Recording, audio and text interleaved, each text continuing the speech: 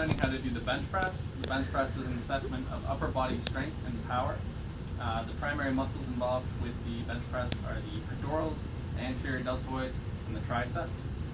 As far as the starting position and maintaining like a stable base, Ryan's going to want to keep his feet flat on the ground as he is, keep his butt, his upper back, and his shoulder blades against the bench, and his shoulder blades kind of pressed together. He's going to want to keep his head on the bench as well, and just make sure his hands are in a pronated, closed grip, about slightly wider than shoulder width apart. To start the movement, he's going to push up, and then breathing in, he's going to slowly lower the weight down to his chest, and at the bottom of the movement, press out as breathing out as he presses that weight up. And he's going to perform another movement. And as far as spotting, I'm going to lift the weight with a alternating grip and just help him get that bar back to the base. Common errors with this technique, people will lift their butts off the bench or their backs, they'll arch their backs trying to get leverage for the weight.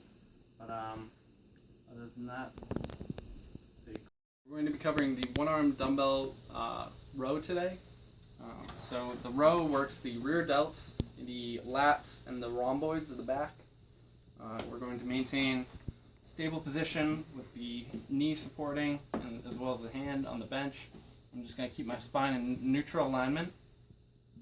The movement starts at the bottom, and then I'll be breathing in as I pull the weight, being careful not to move my spine to either side, keeping that neutral alignment, and just, again, letting that weight down as I breathe out. So again, it goes in,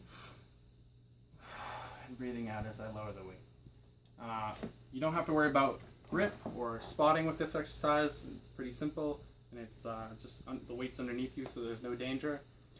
Common mistakes with this exercise include moving the spine too much as you're lifting the weight. So people will sometimes jerk their spine like this. You just want to keep that flat, neutral alignment, and just pull the weight. That's it. That's the one-arm dumbbell. We're going to be performing the deadlift. The deadlift primarily uses the quads, the glutes, the lower back, and the shoulders to lift the weight. We're going to start out with our our feet slightly wider than hip width apart. And our hands are going to be gripping the bar with an alternate grip. It's going to be a closed alternate grip, and it's going to be slightly wider than shoulder width apart.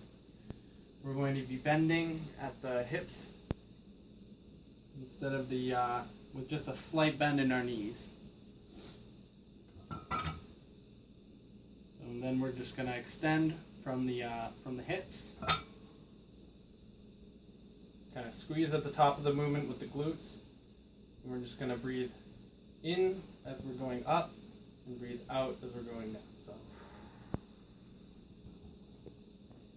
in.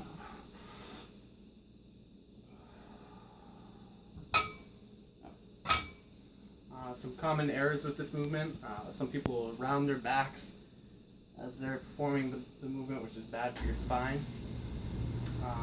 Also, some people will, for really heavy weights, you're supposed to keep the alternate grip so as the bar can't slip out of your hands. Some people will use the pronated grip, and that just increases the risk of the bar coming out of your hands the higher weight you go, the more fatigued you are.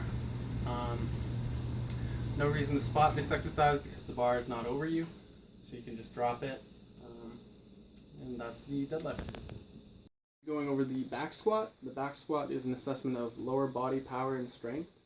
The primary muscles involved in the back squat are the lower back, the glutes, and the quads, or the legs. So for the starting position, Ryan's going to get under the bar.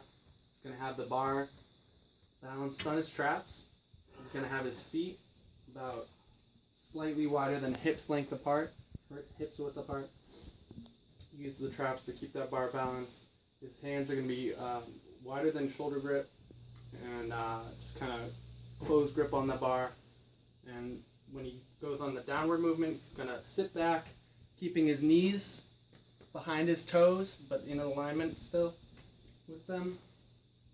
He's just going to sit back, breathing in, and then expiring out as he explodes back up from the movement.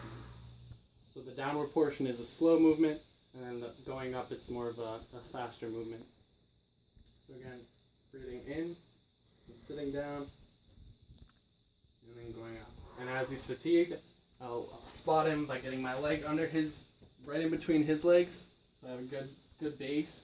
And as he's going down and coming back up, I'll kind of lift and help him with the lift and get it back on the bar here. And some common errors with the back squat.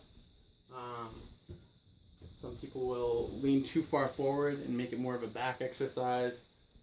Some people will keep their legs too close together, etc., or their knees will extend over their toes. But that's the back squat.